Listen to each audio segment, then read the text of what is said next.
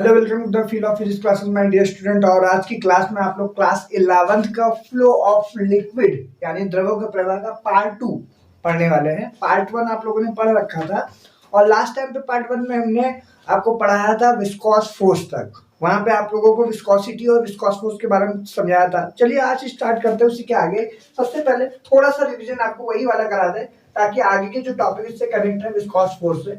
तो एक सेकंड के लिए पीछे चलते थोड़ा सा। विस्कोस फोर्स क्या होता है?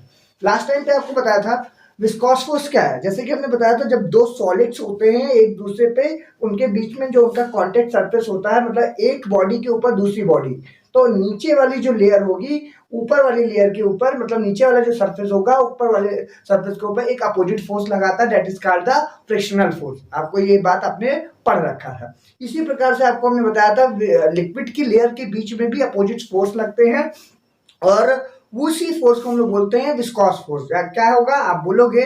The viscous force which is acting between two layers of the liquid which always oppose to the relative motion of the flow of liquid के फ्लो होने का, यानी कि उनके डिफरेंट लेयर के बीच में हमेशा एक अपोजिट फोर्स लगेगा जो लिक्विड की फ्लो का हमेशा विरोध करेगा, अपोज करेगा, ऊपर वाली लेयर को हमेशा रोकेगा आगे जाने से। और वही विस्कोस फोर्स बेटा आपको बताया था F इज इक्वल टू होता है, F is directly proportional to the cross section, यानी टू डिफरेंट लेयर के बीच का जो एरिया होगा उसके पे डिपेंड करेगा। और वो होगा आपका delta V upon delta x, यानी कि वेलोसिटी ग्रेडियंट पे भी डिपेंड करेगा। अगर इनको एक साथ लेते हैं तो A delta V upon delta x ये हमारा फाइनल निकल के आता है। और जब हम प्रोपोर्शनल का साइन हटाया था तो ईटा A delta V upon delta x निकल के आया था। ये बात आप लोगों को अच्छे से पता है, हमने लास्ट टाइम पे बताई थी। यही है आपका विस्कोस फोर्स का formula, eta A delta V upon delta x. तो इसी से रिलेटेड जो हमारा अगला टॉपिक है वो है, इरेज करते हैं, ये आप लोगों ने लास्ट टाइम में पढ़ा था। अगला जो टॉपिक है हम लोगों का वो बेटा है आपका coefficient of viscosity. Coefficient of viscosity, viscosity Hindi वाले इसको बोलते हैं श्यानता गुणांक, श्यानता गुणांक। और विस्कोस फोर्स को याद होगा श्यान बल बोलते हैं, द्रवों की परतों के बीच कार्य करने वाला विरोधी बल जो द्रवों की परतों की सापेक्ष गति का विरोध करता है, उसी को श्यान बल बोलते हैं हिंदी वाले स्टूडेंट। तो श्यानता गुणांक क्या होता है तो ये देखिए बेटा, बहुत इंपॉर्टेंट टॉपिक है, यहाँ से आपके सभी क्वेश्चन इंपॉर्टेंट बनेंगे। श्यानता गुणांक बेटा इसको ईटा से रिप्रेजेंट करते हैं, ये ईटा का सिंबल है, ईटा से इसको रिप्रेजेंट करते हैं, ईटा, ठीक है। इसको हम लोग ईटा से रिप्रेजेंट किया जाता है, हिंदी वाले ऐसे सिंबल बनाएंगे। और होता क्या है पहले ये समझ लेते हैं। एक्चुअली आप लोग इस बात को अच्छे से जानते हैं, लिक्विड की अलग अलग लेयर्स होती हैं। और अगर हम बात कर लें इन्हीं दो लेयर्स के बारे में तो इन दोनों लेयर के बीच का जो एरिया होगा वो ए हो जाएगा। अब ऊपर की वेलोसिटी v है, नीचे की आपकी आपको पता है v माइनस डेल्टा v हो जाएगी। तो अगर हम इनके दोनों लेयर के बीच का जो वेलोसिटी ग्रेडियंट निकालेंगे तो वो delta v upon delta x हो जाएगा। आपने आपको पार्ट 1 वाले लेक्चर में बताया था। तो इसका मतलब इन परतों के बीच में जो फोर्स काम करेगा इन लेयर्स के बीच में वो होगा आपका विस्कोस फोर्स, ये बात भी पता है। विस्कोस फोर्स किन किन बातों पर डिपेंड करता था तो आपको पता है F इज डायरेक्टली प्रोपोर्शनल, यानी कि F is equal to eta A delta V upon delta x. तो हम विस्कोसिटी को समझाएंगे, पहले आपको ये बात समझ में आनी चाहिए क्योंकि यहीं से हम लोग निकालने जा रहे हैं कोफिशिएंट ऑफ विस्कोसिटी का फॉर्मूला। तो देखिए ईटा को अगर हम रोक देंगे तो ईटा बराबर बेटा आ जाएगा F अपॉन, नीचे इन दोनों को नीचे ट्रांसफर कर दो तो A delta V upon delta x, right. तो ये देखिए आपका कोफिशिएंट ऑफ विस्कोसिटी का फॉर्मूला निकल के आ गया, eta is equal to A delta V upon delta x. मतलब अगर हम इसको डिफाइन करना चाहें और थोड़ा सा आगे कैलकुलेट करें तो if A is equal to 1 delta V upon delta x is equal to 1, then देखते हैं रिजल्ट क्या निकल के आता है। Eta is equal to F upon 1 into 1, यानी eta is equal to F. देखिए रिजल्ट आपका निकल के आया coefficient of viscosity viscous force के बराबर ही है। यही बात हम लास्ट में कई बार रिपीट कर रहे थे आप लोगों से। अब इसको डिफाइन करेंगे तो आप क्या बोलोगे?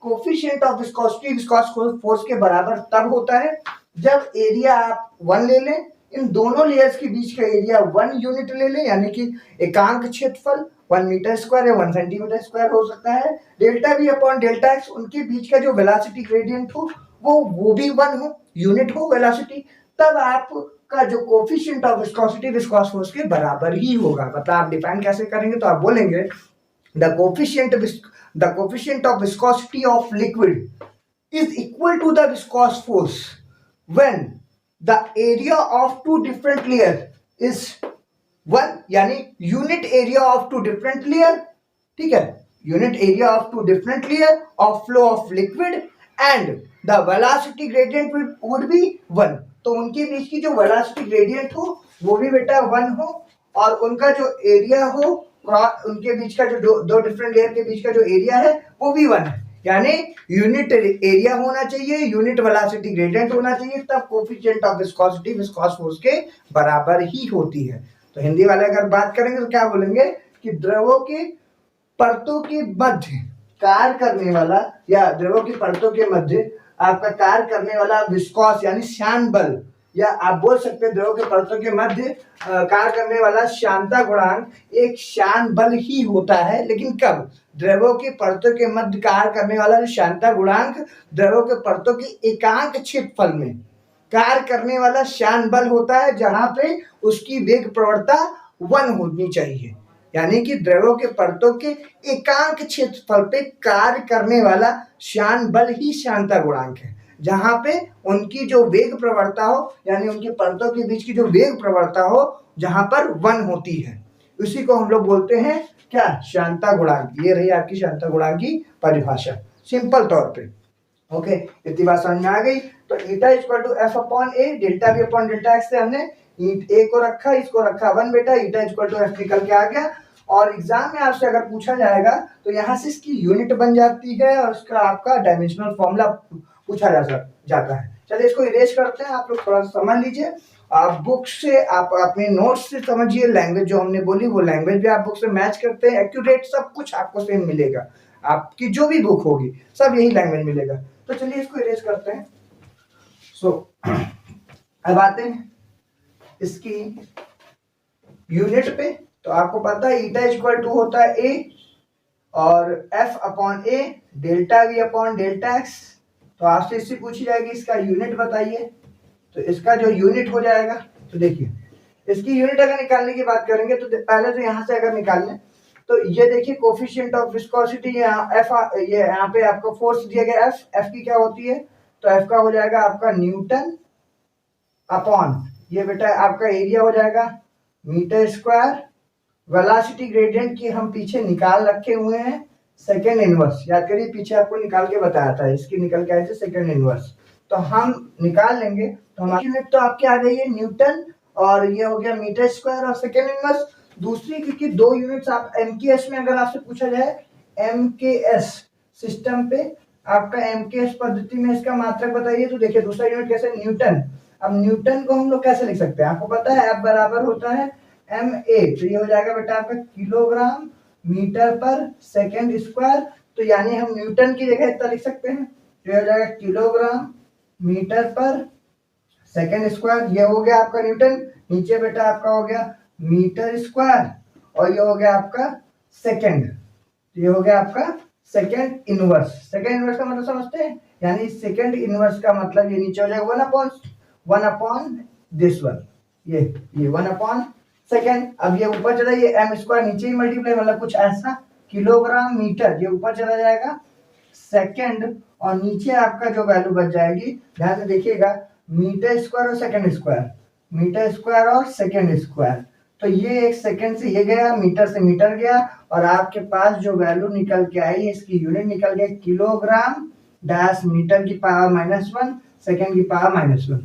ये है आपका दूसरा मात्रक एमकेएस में, किलोग्राम पर मीटर सेकेंड भी बोल सकते हैं, किलोग्राम मीटर की पावर -1 सेकेंड की पावर -1, यानी kilogram metre inverse second inverse. और दूसरी यूनिट हो गई आपके न्यूटन पर मीटर और सेकेंड इनवर्स, ये भी आपकी दूसरी यूनिट होगी, या सेकंड ऊपर ट्रांसफर कर देंगे तो यहाँ से हो जाएगा आपका न्यूटन, सेकंड ऊपर जो है न्यूटन सेकंड पर मीटर स्क्वायर, ये हो गई दूसरी यूनिट। नोट कर लीजिएगा ध्यान से, समझ लीजिए, अच्छे से याद कर लीजिए, क्योंकि यूनिट के यहाँ से नंबर आपसे पूछे जाते हैं। अच्छा, इसकी डायमेंशनल फॉर्मूला देख लीजिए। तो जब हम डायमेंशन की बात करेंगे तो ये रहा इसका डायमेंशन। तो देखिए कैसे निकालते हैं। इसकी डायमेंशन हो गई ml/2 और एरिया हो गया एल स्क्वायर। ये हो गया आपका, हम बात कर लें वेलोसिटी ग्रेडियंट का, t⁻⁻1। अब देखिए एक एल से एक एल चला गया, यहाँ पे ये एल बचेगा तो ml⁻⁻1 हो जाएगा। t⁻⁻2 है ही है, इसको ऊपर भेज दो तो t⁻+1 हो जाएगा। ml⁻⁻1 इन दोनों को सॉल्व कर लेंगे तो t⁻⁻1। तो भैया ये देखिए आपका जो बार बार हम बोल रहे थे कि कोफिशिएंट ऑफ विस्कोसिटी की डायमेंशन याद कर लीजिए, वो रही ये ml⁻⁻1 t⁻⁻1।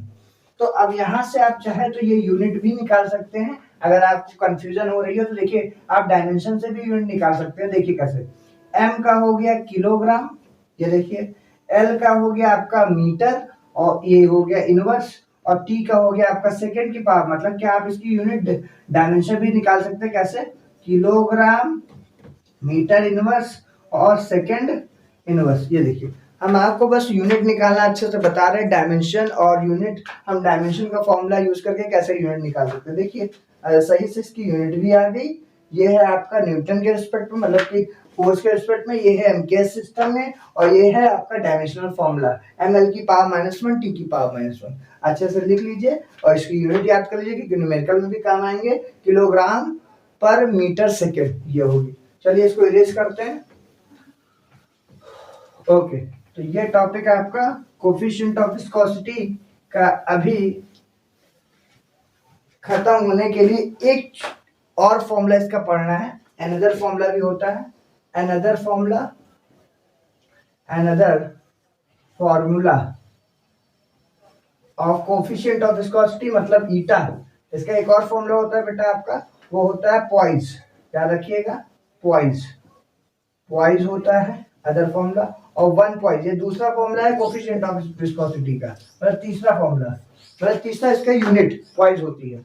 और वन पॉइस इक्वल टू बेटा होता है 1/10 किलोग्राम पर मीटर सेकेंड। ये होता है वन पॉइस। ये न्यूमेरिकल में आपका काम आता है, और ऐसे ऑब्जेक्टिव में भी पूछ लिया जाता है। वन पॉइस बराबर कितने किलोग्राम पर मीटर सेकेंड के होता है, how much kilogram per metre second in equal to one poise. तो आप बताओगे 1/10, राइट। ये ऑब्जेक्टिव में भी पूछा जाएगा। ये अदर यूनिट है आपके कोफिशिएंट ऑफ विस्कोसिटी की, थ्री यूनिट्स हैं, याद रखिएगा। ओके, चलिए अगला टॉपिक स्टार्ट करते हैं। इसको इरेज कर रहे हैं, नोट कर लीजिए, देख लीजिए।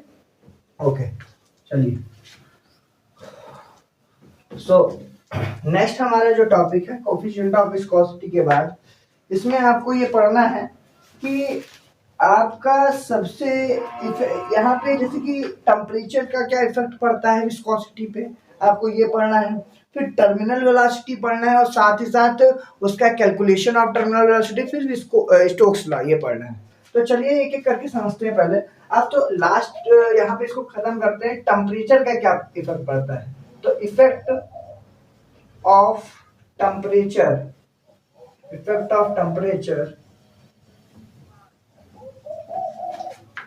ऑन, ठीक है, कोफिशिएंट ऑफ विस्कोसिटी,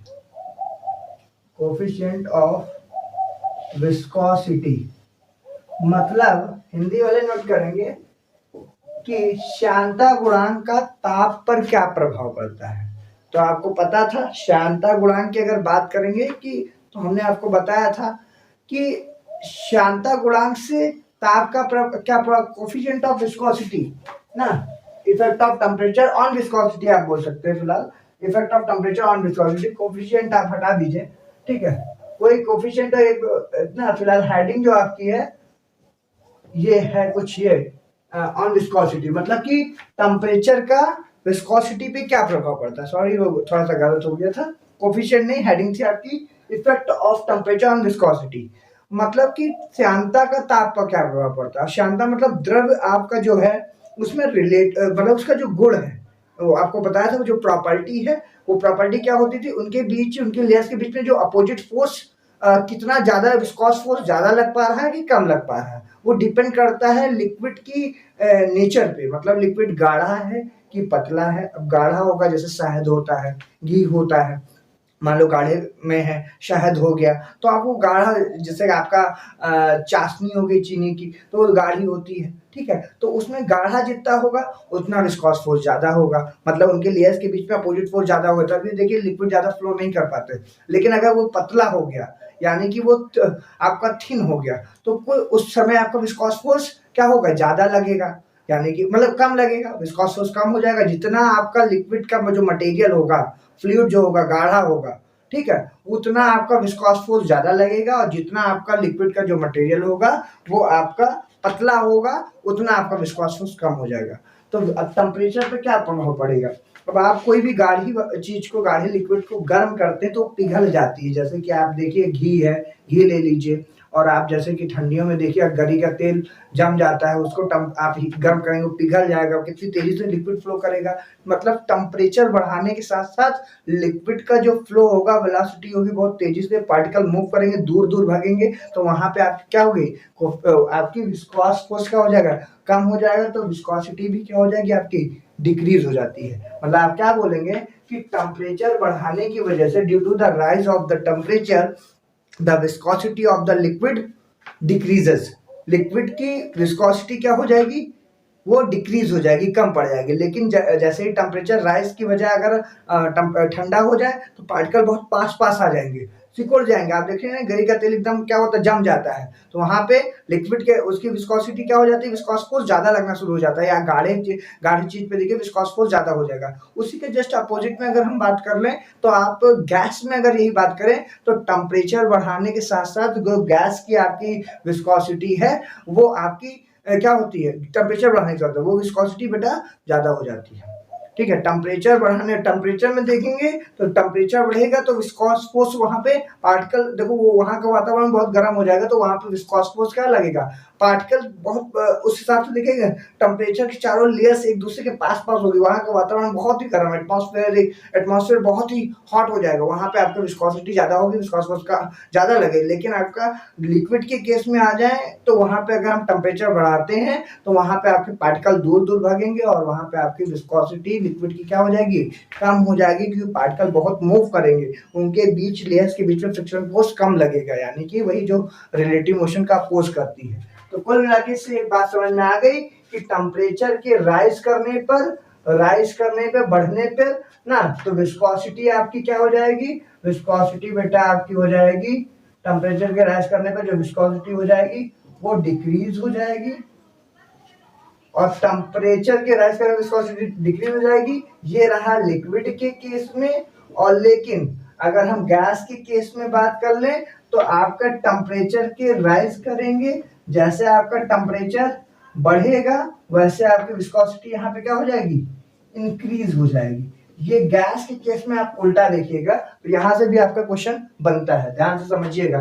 ये सब चीजें आपको आपकी कॉपी में जरूर लिखी होंगी, या आप लिख लीजिए, यहाँ से नोट्स बना लीजिए, ठीक है। ओके, चलिए आगे पढ़ते हैं, हम लोग अच्छे से समझते हैं। अगला जो हमारा टॉपिक है वो है आपका टर्मिनल वेलोसिटी बेटा। टर्मिनल वेलोसिटी, टर्मिनल वेलोसिटी, इसको भैया हम लोग आप बोलते हैं सीमांत वेग। अब यहाँ से इस चैप्टर की मेन शुरुआत हो रही है, क्योंकि हम यहीं से स्टोक्स लॉ पे पहुंचने वाले हैं ना, और यहीं से आपका आप पहुंचोगे बर्नौलीज थ्योरम पे। इस चैप्टर का सबसे इंपॉर्टेंट टॉपिक है। अच्छा, हिंदी वाले समझ गए थे ना, ताप बढ़ाने पर श्यानता क्या हो जाएगी, ताप बढ़ाने में श्यानता घट जाएगी। गैसों में क्या होगा, ताप बढ़ाने पर जो होगी वो श्यानता बढ़ जाएगी। इस चीज को याद रखिएगा। और इसका चाहे तो आप एक एक्टिविटी भी कर सकते हैं। आप एक प्लेट लीजिए, एक तरफ गर्म पानी की बूंद डालिए, तो और एक तरफ ठंडे के पानी की बूंद स्लोली स्लोली मूव करेगी, जैसे गर्म पानी की उसकी स्पीड ज्यादा हो जाएगी। तो आप यहाँ से भी देख सकते हैं, ये टेम्परेचर ज्यादा वो गर्म है, और पानी का मूवमेंट ज्यादा हो जाएगी, श्यानता वहां पे क्या हो जाएगी, श्यानता कम हो जाएगी, यानी फोर्स कम लगेगा लेयर के बीच में, और पानी की वेलोसिटी बहुत अधिक हो जाएगी, बहुत तेजी से मूव करेगा। चलिए अब आते हैं टर्मिनल वेलोसिटी क्या होती है। तो भैया टर्मिनल वेलोसिटी को समझने के लिए जैसे आपको ये समझना पड़ेगा कि ये हमारा एक कंटेनर है, या आप ऐसे नॉर्मली होमोजीनियस मीडियम समझ सकते हैं, जहां आपका या तो लिक्विड के पार्टिकल्स हो या तो गैस के पार्टिकल्स हो, पूर्णतः समांग माध्यम इसको बोलते हैं। तो मतलब होमोजीनियस मीडियम मतलब एक ही पार्ट का, मतलब लिक्विड या तो एयर हो, ठीक है। मतलब मान लो ये पूरा, इसके अंदर पूरा लिक्विड फिल है। अब लिक्विड के पार्टिकल्स के मौजूद हैं और इसमें से कोई स्फेरिकल बॉडी हो, या सपोज दैट कोई बॉडी हो टर्मिनल वेलोसिटी के लिए, हम स्फेरिकल बॉडी को भी कंसीडर कर रहे हैं, वो आर रेडियस है, वो इस लिक्विड के अंदर गिर रही है, ठीक है, इसके अंदर फ्रीली फॉल कर रही है। तो एक एक सर्टेन प्लेस, मतलब एक सर्टेन टाइम पे लिक्विड की गहराई में आने के बाद, या एक निश्चित समय के बाद, कहीं लिक्विड के मिडिल पोर्शन पे या गहराई पे आने के बाद, वो एक कांस्टेंट वेलोसिटी से मूव करना शुरू हो जाती है।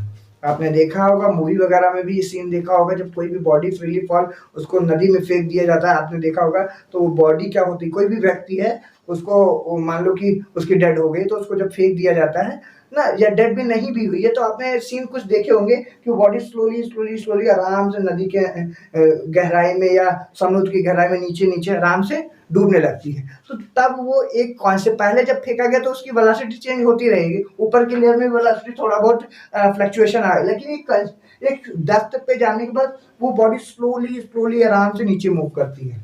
तो यही स्लोली स्लोली मतलब वही एक कांस्टेंट वेलोसिटी से वो मूव करती है, एक नियत वेग से मूव करती है। उसी नियत वेग को हम लोग बेटा बोलते हैं सीमांत वेग, उसी को बोलते हैं सीमांत वेग या टर्मिनल वेलोसिटी। तो आप क्या बोलोगे, when a body is freely fall through a fluid, fluid में आपका लिक्विड भी गैस भी हो सकता है, तो when a body is freely fall through a fluid, ठीक है, then a maximum velocity is attained by that body, then a maximum velocity attain by that, maximum आप नहीं बोलोगे, एक्चुअली मैक्सिमम के आप क्रिटिकल वेलोसिटी में लगाओगे, तो यहाँ पे आप ये बोलोगे then a constant velocity attain by a body, यानी कि बॉडी क्या करती है, एक नियत वेग से गिरना शुरू करती है उस लिक्विड में, ठीक है। उसी नियत वेग को, उसी कांस्टेंट वेलोसिटी को हम लोग बोलते हैं टर्मिनल वेलोसिटी। यानी कि जब कोई भी आपकी स्फेरिकल बॉडी हो या कोई भी वस्तु हो, कोई पिंड हो, जब वो क्या करती है, स्वतंत्र रूप से किसी द्रव में गिरती है, तो एक निश्चित समय के बाद वो नियत वेग से गति करना शुरू कर जाती है, और उस पिंड के द्वारा प्राप्त उसी प्रकार के उस नियत वेग को ही, उस प्रकार के नियत वेग को या उस नियत वेग को ही हम लोग क्या बोलते हैं, सीमांत वेग। समझे आप लोग, पिंड के द्वारा स्वतंत्रता पूर्वक किसी द्रव में गिरते हुए पिंड का, ठीक है, जो पिंड जब किसी द्रव में गिरता है तो एक नियत वेग से गति करना शुरू कर देता है, पिंड का वही नियत वेग जो प्राप्त कर लेता है उस पिंड में, सॉरी, उस द्रव में गिरते हुए पिंड पे जो नियत वेग प्राप्त कर लेता है, उसी नियत वेग को बेटा हम लोग बोलते हैं सीमांत वेग। इतनी बात समझ में आ गई। ओके, टर्मिनल वेलोसिटी बेटा वही कांस्टेंट वेलोसिटी होगी। इसका जो फॉर्मूला होता है v is equal to 2/9 r square rho minus sigma और g अपॉन ईटा होता है। इस बात को आप लोग याद रखिएगा, ये आपका हो गया टर्मिनल वेलोसिटी का फॉर्मूला, ठीक है। और यहाँ पे आपकी जानकारी के लिए बता दें, जो टर्मिनल वेलोसिटी है वो v is directly proportional to the r। वो उस बॉडी, उस जो स्फेरिकल बॉडी है या कोई वस्तु है, फिलहाल यहाँ स्फेरिकल बॉडी की बात करेंगे, तो उसकी त्रिज्या पे डिपेंड करेगा कि ये जैसे ये गोली है, कोई बॉल है स्फेरिकल, वो गिराया जा रहा है तो कांस्टेंट वेलोसिटी से मूव कर रही है। अब यहाँ पे अगर हम बात कर लें कि उसकी त्रिज्या पे डिपेंड करेगी, मतलब उसका साइज जितना बढ़ेगा उसकी वेलोसिटी उतनी ही ज्यादा हो जाएगी, और साइज रेडियस जितना कम हो जाएगा वेलोसिटी उतनी कम हो जाएगी। अब ये फॉर्मूला आया कहाँ से, उसको भी हम लोगों को डिराइव करना है। यहाँ पे ये समझ लीजिए, रो आपका है इस लिक्विड की डेंसिटी, और यहाँ पे बेटा देख लीजिए ये जो बॉल है स्फेरिकल बॉल है, एक मिनट सॉरी बेटा यहाँ ये गलती हो गई, ये स्फेरिकल बॉल है, ये स्फेरिकल बॉल की डेंसिटी हमेशा याद रखिएगा, जो स्फेरिकल बॉल गिर रही है क्योंकि न्यूमेरिकल में काम आएगा, और सिग्मा जो है उस लिक्विड की डेंसिटी है, और बेटा जी ग्रेविटेशनल एक्सीलरेशन है, और ईटा आप सभी लोग जानते हैं कोफिशिएंट ऑफ विस्कोसिटी है। ये बात क्लियर हो गई। तो चलिए इस फॉर्मूले को हम लोग अच्छे से डिराइव करेंगे, ये फॉर्मूला आया कहाँ से, उसके बाद हम लोग समझेंगे स्टोक्स लॉ, ठीक है। चलिए स्टार्ट करते हैं। तो हो सके समझ में आ गया आपका सीमांत वेग क्या है, सीमांत वेग एक प्रकार का स्वतंत्रतापूर्वक किसी भी द्रव में गिरते हुए पिंड पर कार्य करने वाला एक नियत वेग है, जो किसी पिंड में एक नियत वेग से निश्चित समय के बाद वो नियत वेग प्राप्त कर लेती है और उस द्रव में स्वतंत्रतापूर्वक नीचे की ओर गिरती है। ठीक है, चलिए अब हम लोग आते हैं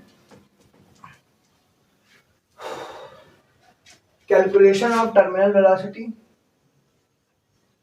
कैलकुलेशन ऑफ टर्मिनल वेलोसिटी यानी कि सीमांत वेग की गणना। सीमांत वेग की गणना, सीमांत वेग का वही फॉर्मूला आपको निकालना है, v बराबर, ठीक है, आपका जो फॉर्मूला निकल के आया था आपको अच्छे से याद होगा, 2/9 r square rho minus sigma g upon ईटा। इसी फॉर्मूले को आपको डिराइव करना है। कैसे डिराइव करेंगे, तो आप एक, ये हमारा पूर्णतः समांग माध्यम हो गया, मतलब होमोजीनियस मीडियम, इसको हम लोग लिक्विड के पार्टिकल के पूरे हैं कंसिडर कर लेते हैं। और ये हमारी एक बॉल हो गई जो एक गहराई पर आने के बाद, लिक्विड की गहराई पे आने के बाद, ठीक है, एक सर्टेन टाइम पे वो एक नियत वेग से नीचे की ओर गति करना शुरू कर रही है।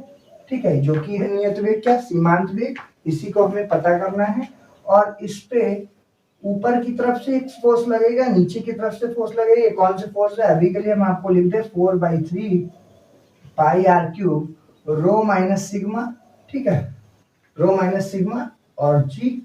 ये फॉर्मूला कहाँ से आया अभी हम बता देंगे। ये फिलहाल आपका एफ की वैल्यू है, जो नीचे की तरफ लिक्विड की परतों के बीच में, उनके लेयर्स के बीच में, ठीक है। एक और फोर्स काम करता है 6 पाई ईटा आर भी, आपको पता है, जो उस बॉल को, ठीक है, अपोजिट उसका क्या क्या लेयर्स के बीच, वो जब बॉल गिरेगी तो उनके लेयर्स के बीच में अपोजिट फोर्स लगता है जो इसकी गति का विरोध करेगा। इसको नीचे आने, उनके परतों के बीच में जो विरोध करे फोर्स लगेगा, आपको पता है, वो आपका हो जाएगा विस्कॉस फोर्स।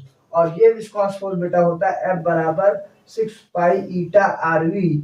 ये कहाँ से आया फॉर्मूला, ये बेटा स्टोक्स लॉ में भी आप लोग पढ़ोगे, तो हम इसके बाद तुरंत स्टोक्स लॉ पढ़ा दे रहे हैं, पढ़ाएंगे। आप पहले अभी के लिए समझ लीजिए कि जब कोई भी, अभी इसी समय हम थोड़ा सा हिंट भी दे देते हैं आपको स्टोक्स लॉ का। जब कोई भी आर त्रिज्या की गोली हो, यानी कि आर रेडियस की स्फेरिकल बॉल हो, वो स्वतंत्रता पूर्वक किसी भी द्रव में गिर रही हो, तो निश्चित समय के बाद उस द्रव v वेग से गति कर रही हो, तो उस बॉल पर, उस गोली पर एक बल कार्य करता है, एक विरोधी बल कार्य करता है द्रवों के थ्रू। और वो द्रवों की परतों के बीच में कार्य करने वाला जो विरोधी बल है, जो उस बॉल पे लगेगा, और वो विरोधी बल हो जाएगा 6 पाई ईटा आर वी, जहां पे v क्या है, सीमांत वेग।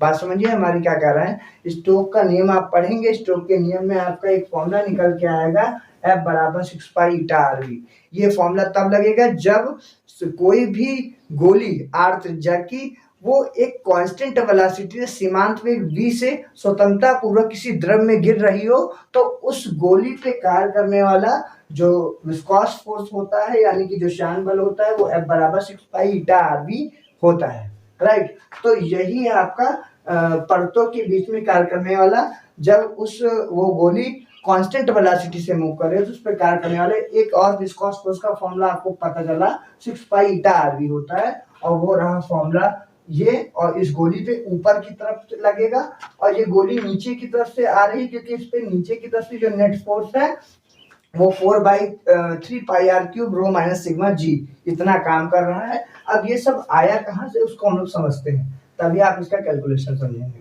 चलिए पहले अच्छे समझ लीजिए, ये बेटा आपका हो गया सिग्मा, ये हो गया सिग्मा, बेटा जानते हैं क्या है, ये है आपका उस लिक्विड का घनत्व, यानी लिक्विड की डेंसिटी। और ये हो गया रो, यानी वो जो बॉल गिर रही है उस बॉल का घनत्व हो गया। इतनी बात भी क्लियर हो गई। और लिक्विड की कोफिशिएंट ऑफ विस्कोसिटी, यानी श्यानता गुणांक हो गई बेटा ईटा। इतनी चीजें आपको पता होनी चाहिए।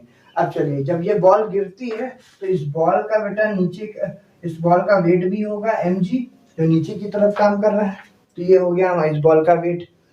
तो भैया इस बॉल का वेट हो गया mg, तो हमने पहले इसका देखो, हम करेंगे क्या, एक समरी एकदम दिमाग में बैठा लो कि ये बॉल नीचे की तरफ स्वतंत्रतापूर्वक गिर रही, तो इस पे इसका वेट होगा जो कि होगा mg। अब लेकिन इस पे नीचे से अपोजिट, देखो आपको पता है अपोजिट फोर्स भी इस पे लगता है, that is called the buoyant force, जो कि लिक्विड के द्वारा लगाया जाता है। लिक्विड के थ्रू नीचे से एक अपोजिट फोर्स लगेगा। आपको ये बात हमने लेक्चर में भी बताई थी। लिक्विड के पार्टिकल्स कभी जब कोई भी वस्तु नीचे गिरती है तो नीचे से ऊपर की तरफ एक फोर्स लगाती हैं और वो आपका विपरीत फोर्स कहलाता है बायएंट फोर्स। तो जब ये बॉल नीचे गिरेगी तो नीचे से ऊपर की तरफ भी फोर्स उस पर कार्य करेगा और वो फोर्स हो जाएगा आपका बायएंट फोर्स। मतलब बॉल का वेट इमेजिन करिएगा, फील करिएगा, बॉल नीचे गिर रही है, लिक्विड के थ्रू फोर्स लग रहा है ऊपर की तरफ, दोनों फोर्स एक दूसरे के अपोजिट, तो हम निकाल लेंगे इस बॉल पे लगने वाला नेट फोर्स। चलिए स्टार्ट करते हैं। तो पहले आप लैंग्वेज लिख लीजिएगा कि माना कि इस स्वतंत्रतापूर्वक किसी जो स्पेरिकल बॉडी है वो किसी द्रव में गिर रही है, यानी लिक्विड में गिर रही है, उसकी डेंसिटी रो है, उस लिक्विड की डेंसिटी सिग्मा है। उस सिचुएशन पे उस बॉल पे कार्य करने वाला जो बल होगा वो आपका F होगा और उस बॉल का जो वेट होगा mg होगा। इस तरह की चीजें आप लैंग्वेज लिखना जानते ही हैं, वो आप लोग लिख लेंगे। आप पहले अब यहाँ समझिए कि ये बॉल जब नीचे गिर रही है तो इसका वेट यानी वेट ऑफ बॉल, हम लोग लिखेंगे वेट ऑफ बॉल, उस बॉल का वेट मतलब उस बॉल का भार, यानी कि वस्तु का भार, या जो गोली बॉल है यानी कि बॉल का भार, गेंद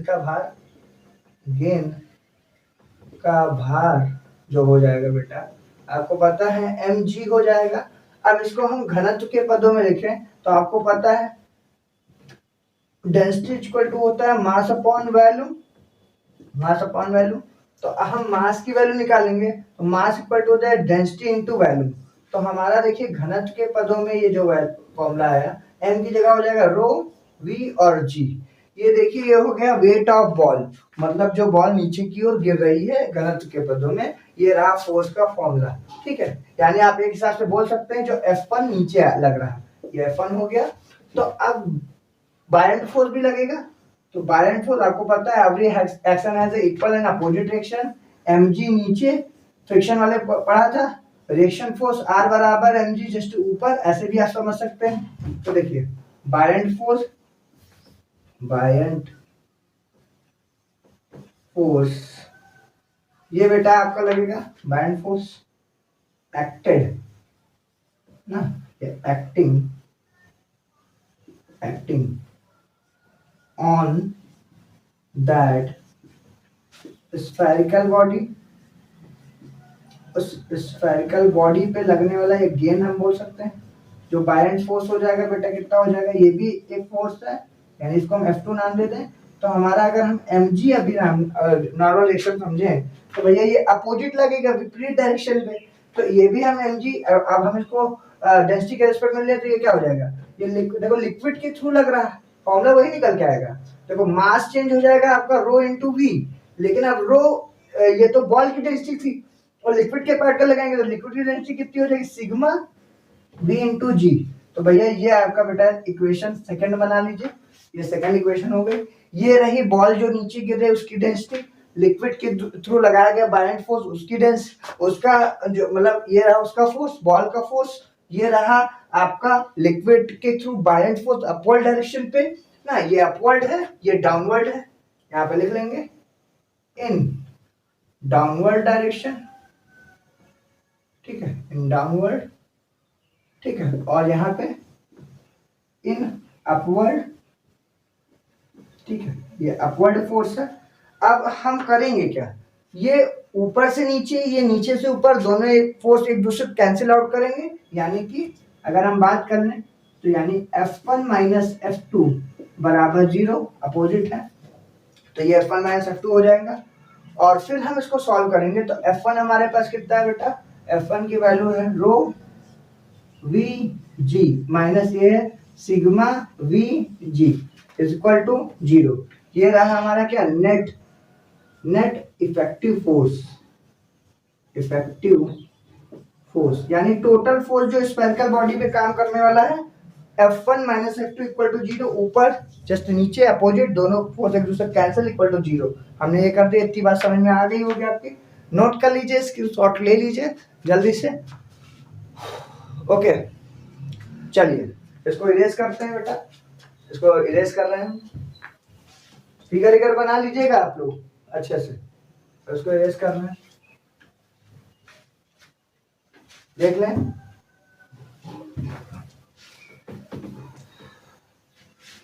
तो हमारी जो वैल्यू आई है वो कुछ मिलाकर के ये इतनी है, rho V G minus sigma V G ये वैल्यू है।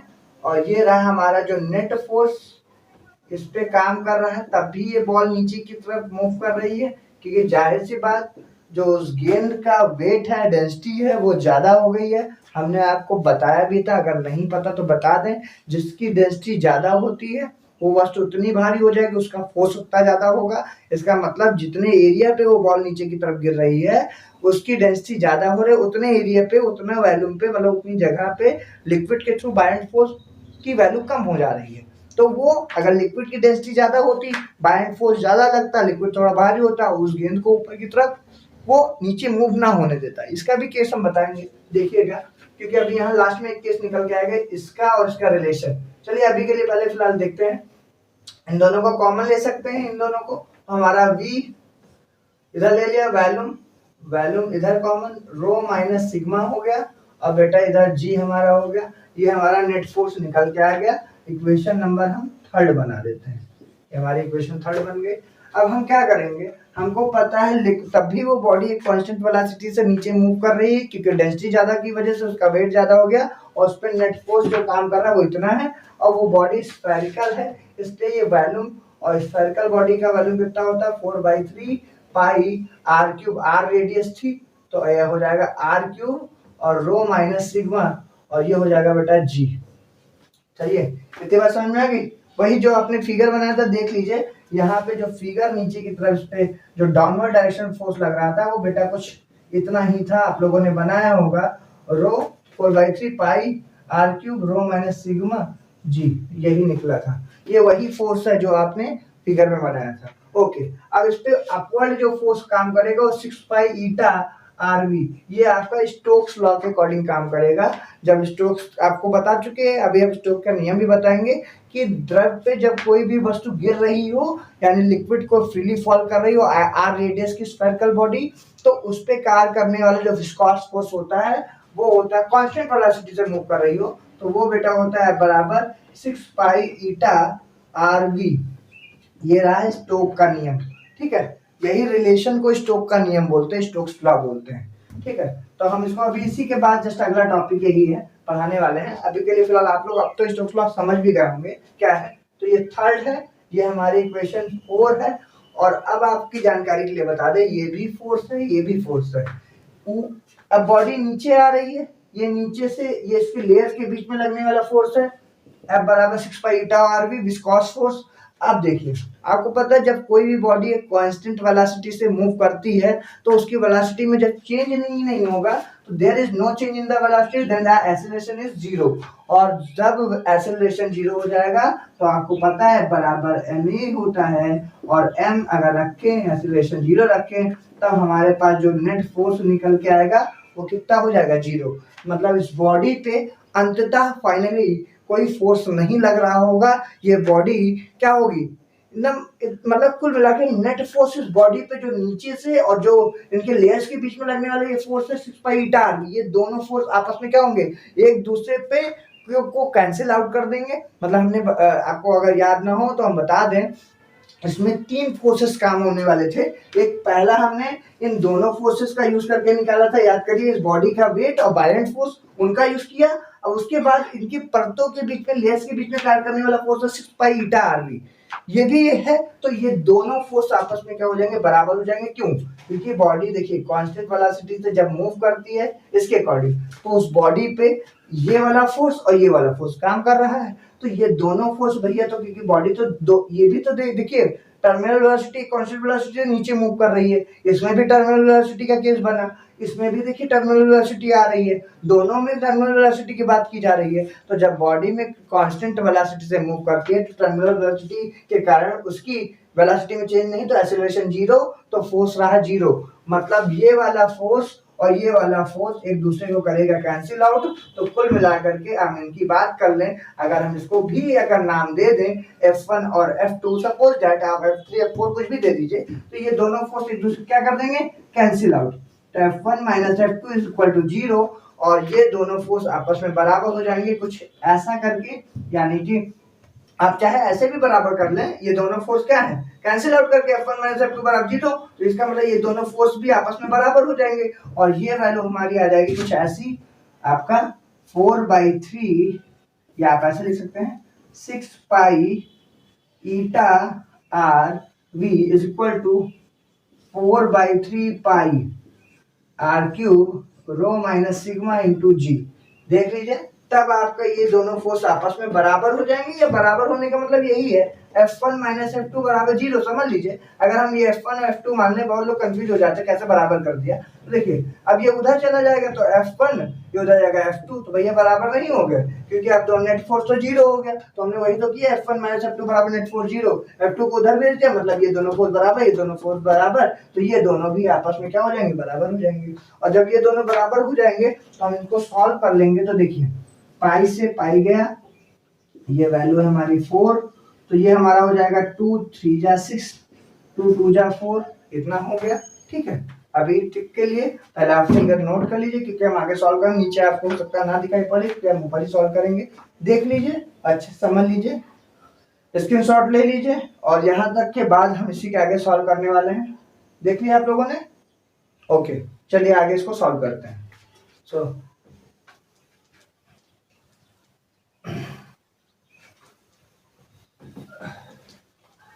अब देखते हैं हमारे पास जो वैल्यू बच गई, पाई से पाई कट गया था, 3 2 जा 6 हो गया, इधर काट दिया हमने, हमारे पास वैल्यू बची 3, इधर बच गया ईटा, इधर बच गया हमारे पास आर, और इधर बच गया हमारे पास वी, और उधर हो गया 2/3 R cube rho minus sigma into G. तो देख लीजिए, एक आर से एक आर इधर भी कट जाएगा, ये 3 3 जा 9 आ जाएगा, ईटा नीचे चला जाएगा, तो वी बराबर बचेगा 2/3 इंटू 3, इधर R square rho minus sigma upon G और इंटू ईटा।